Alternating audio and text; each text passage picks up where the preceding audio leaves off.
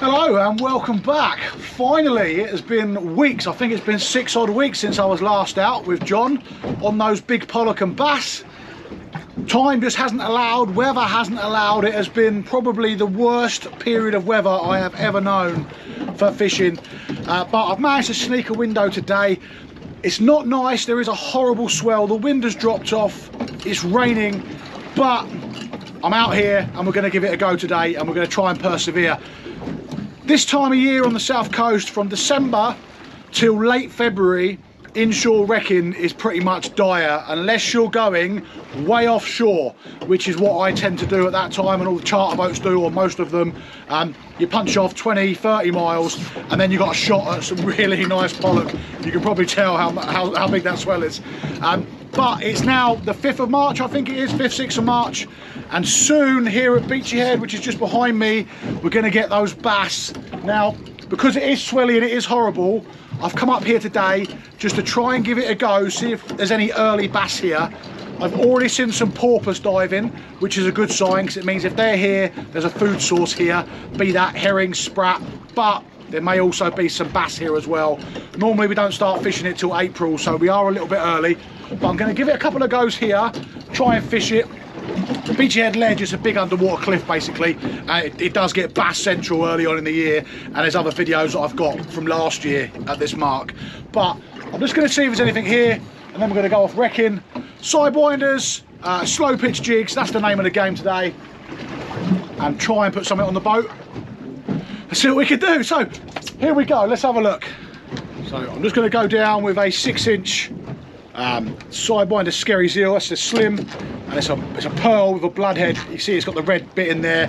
Now this time of year the bass just love the whites, and colour's a funny old thing. Sometimes you'll sit there and say, oh, colour don't matter, and they will have anything when they're on the feed.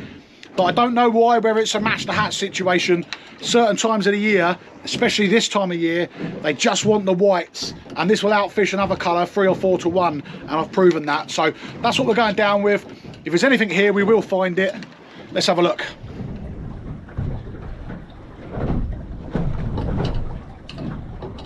Right, so we're starting to come up the ledge now. If we're going to get one, it will be around here. They can sit before and after it, depends where they're feeding. Yeah, sometimes you'll get them beforehand. Yeah, sometimes you'll get them beforehand, and other times you'll get them at the ledge, and other times you'll get them on the other side of it. It all depends where that feed's running. You find the food, you find the fish. General rule of thumb.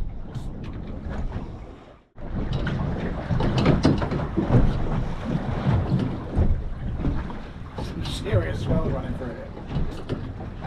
Okay. Just on that ledge now.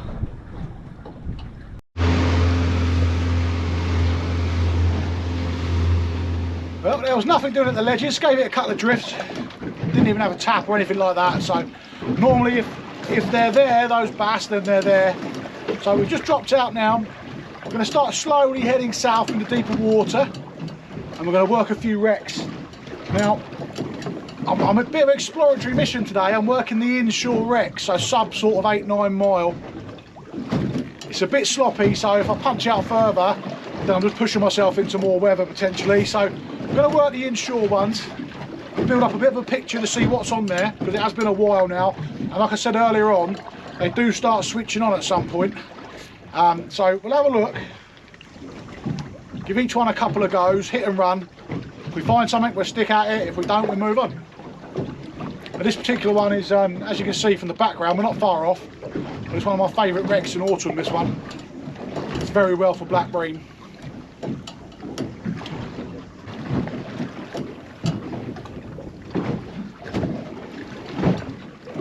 The wreck's still directly below us, we've gone right over it, which is good. Haven't lost my touch. It's not a particularly big one, this one, and doesn't stand up particularly high, but it does hold fish.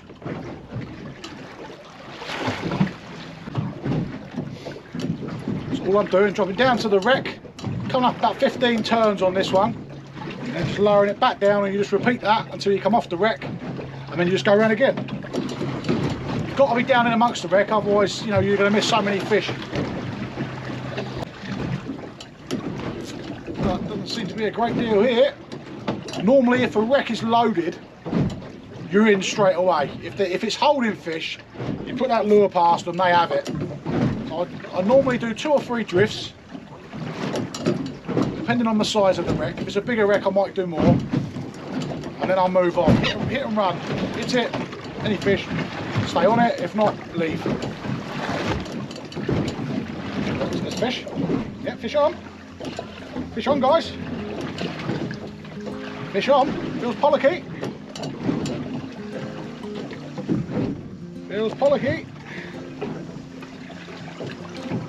It's not big, but it's a fish.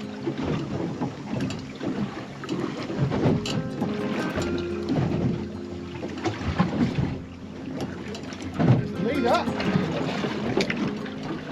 We have got a small pollock. There we go. First fish of the day. And that is a small pollock. That's taken the white skerries.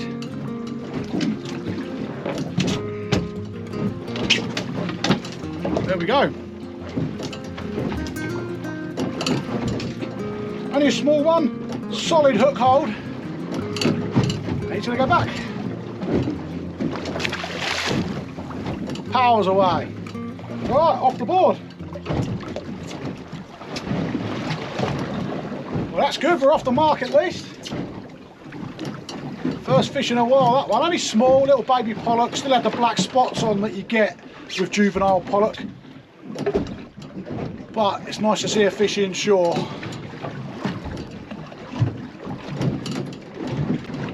This is my 1220 custom rod that John built me.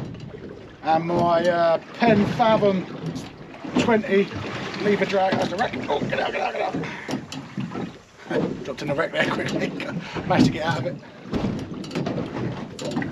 Yeah, 1220 custom built rod and a Penn Fathom 20 lever drag. Absolutely lovely rod and reel, this one. Brilliant.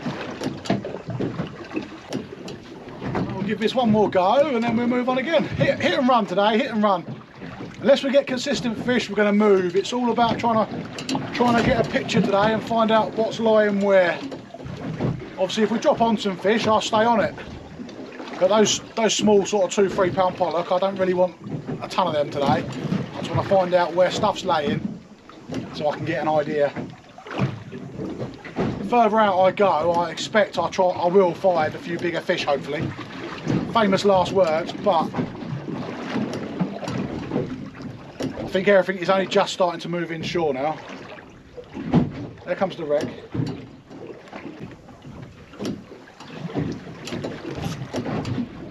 Right over it.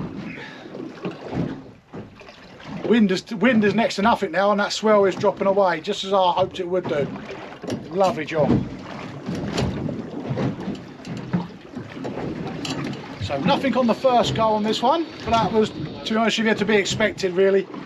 I don't think these inshore ones are going to really switch on just yet, but we'll give it one more go and then we'll move out and we'll try another one.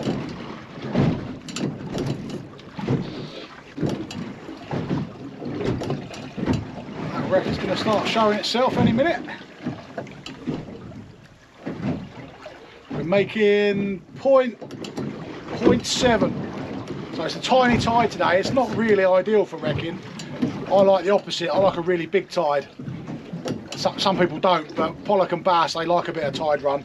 And when it's slack, your lure can get tangled up, you have to shorten your trace, and I don't find it as productive as the bigger tides, but you've got to make the most of the opportunity. I can see what I think is another boat outside of me, so it'll be interesting to see if that is another angler, because I haven't seen anybody up until now. There wasn't anybody else in the lock, pleasure boat wise. There's the wreck.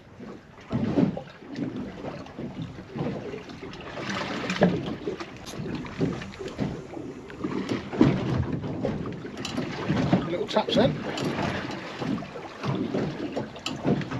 Felt a couple of little knocks.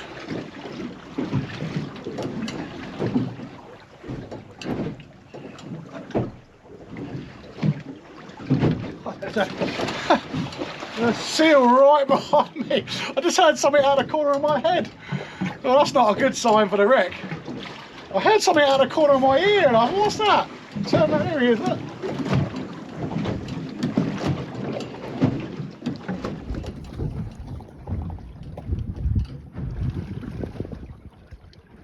Name one thing you don't want to find on a wreck.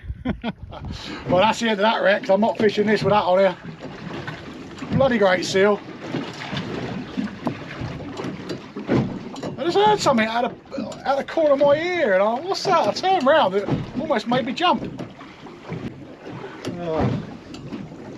Jokes aside, they're becoming a bit of a problem around here, seals. Thankfully we haven't got the problem they've got down at West Country. But yeah, I mean, there's so many of them about now. I was 24 miles off last trip out and we saw one. 24 miles off. We still saw a seal.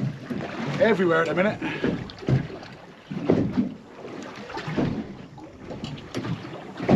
Right, that's enough for me to move on this one. I'm not going to dick about with that much longer. See if he comes up again. But dolphins and seals, you will never outfish. I can guarantee you that. I am going to move.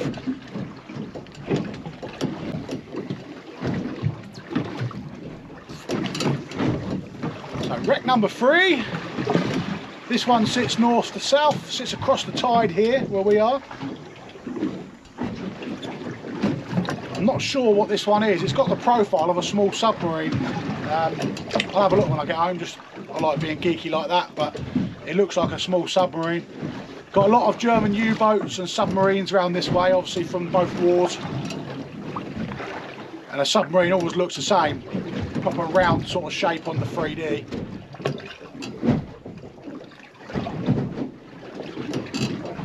Where a lot of our shipwrecks come from down here on the south coast is from the wars. Either blown up via torpedoes or mines. There's the wreck. Yeah, blown up by torpedoes or mines. Sometimes they were scuttled, so German crews would go aboard and plant explosives. Rather than use an expensive torpedo, they would go aboard and plant explosives and yeah, ask the crew to leave, which they would do, and then just blow the boat up. We also had a lot of collisions around here as well. Beachy notorious for being rough and choppy, as it was this morning. A lot of boats just didn't see each other in the fog. I mean, back in the days before radar. So yeah, a lot of action down here in terms of wrecks.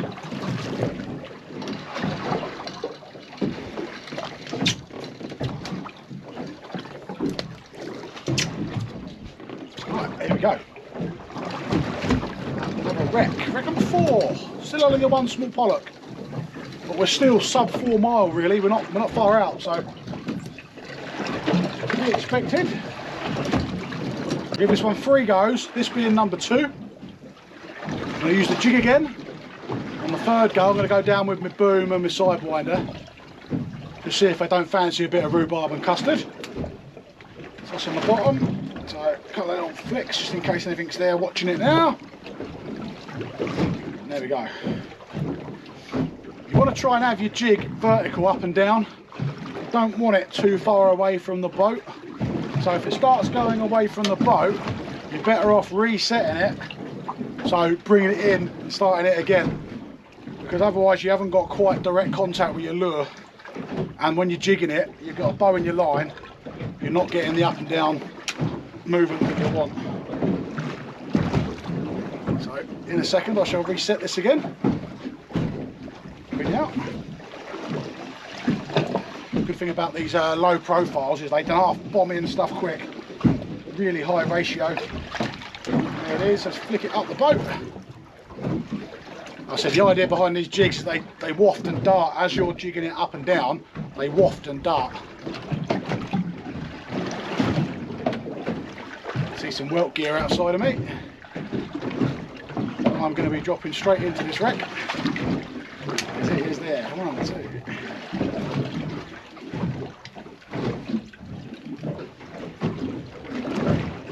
Go. Where are you, fish?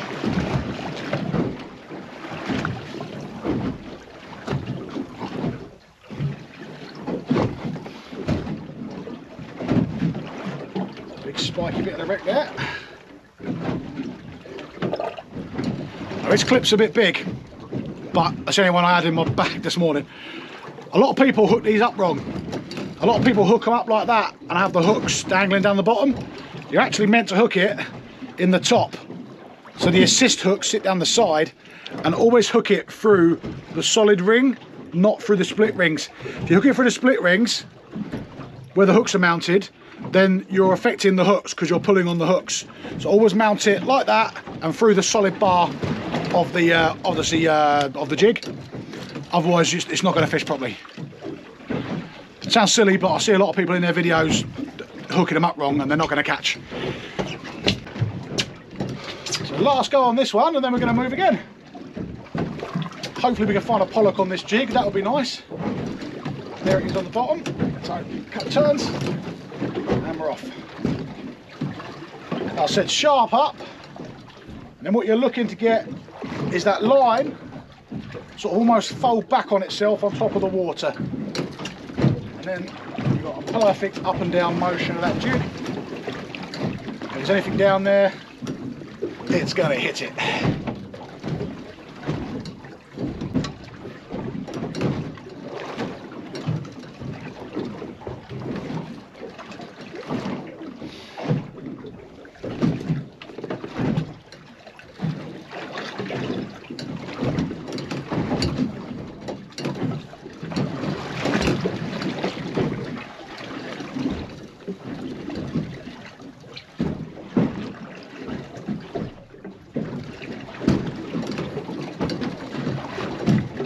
Fish on.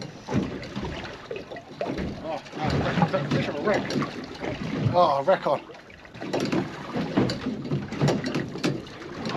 Oh, that's a bugger. Lost it. Never mind, never mind.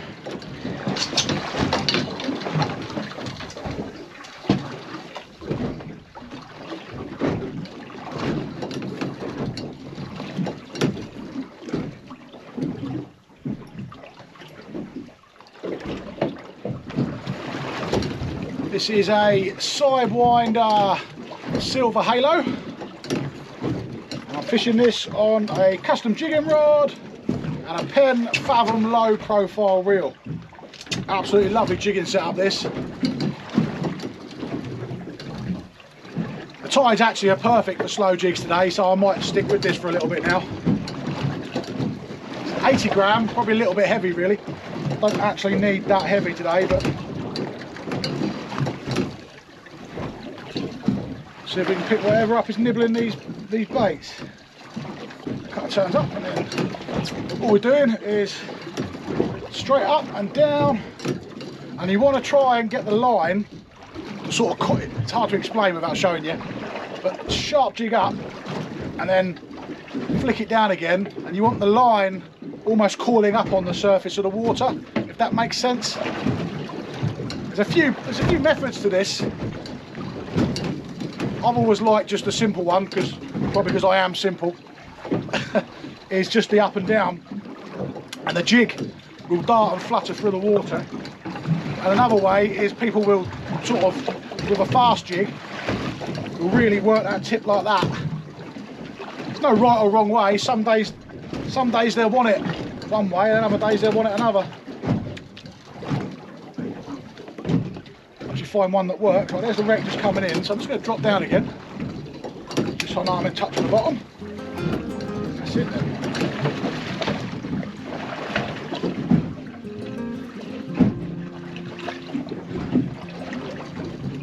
Wreck is in.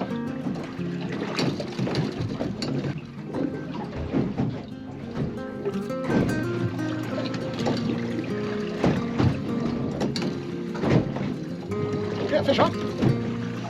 Yeah, fish on. There you go. Proof's in the pudding. Fish on. It's not big.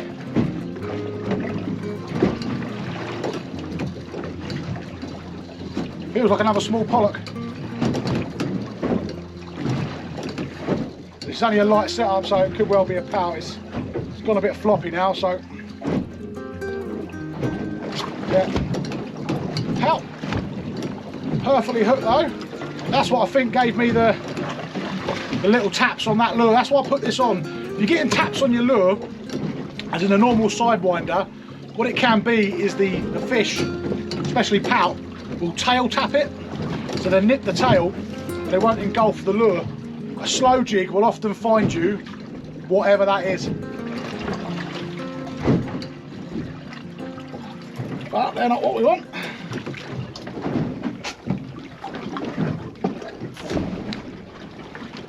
Okay, wreck number 6. We have really hit and ran today as I wanted to. Just the, we've had 2 pollock now. One I missed on camera, the battery died as normal. But this is a big wreck, this last one. I'll say last one, I think it's only 11 o'clock. But I've got a long day tomorrow. I'm out tomorrow and we're punching some miles, me, John and Jake. So I think I'm probably going to save myself.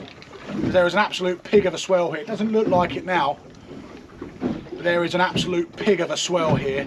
And just travelling between wrecks, I'm getting thrown about. So I think I'm going to head in after this one. Hopefully find a couple more fish and something sensible. And then I'll use the swell and the change of the tide. And I'll bomb home, get in the lock and get home and rest up for tomorrow, I think.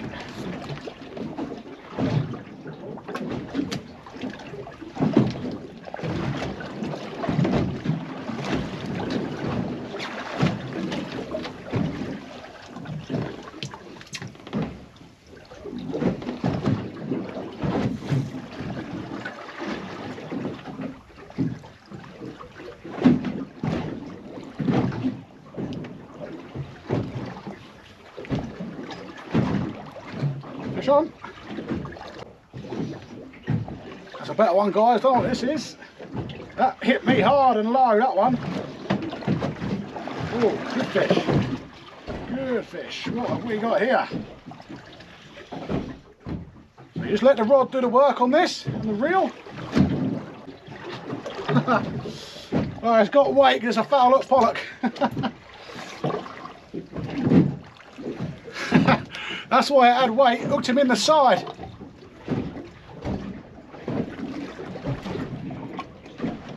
Little pollock on the sidewinder, 120 gram jig there, slow jig. Back he goes. He's none the worse for wear for that. He'll be fine there. Back down we go. Yeah. Must have hit that as I was on the lift up. It was coming up sideways through the water. It felt like it had a bit of weight there. That explains the lack of fight. Yeah, brought him up sideways there. I felt a lot heavier than it was. Which is always the way when you foul hook something. You get rays sometimes when you're fishing for baits, you know. Your tail wrap, the ray where you know, your line wraps around the tail. You're getting a bit of tide, you think you've got the world's biggest form back there.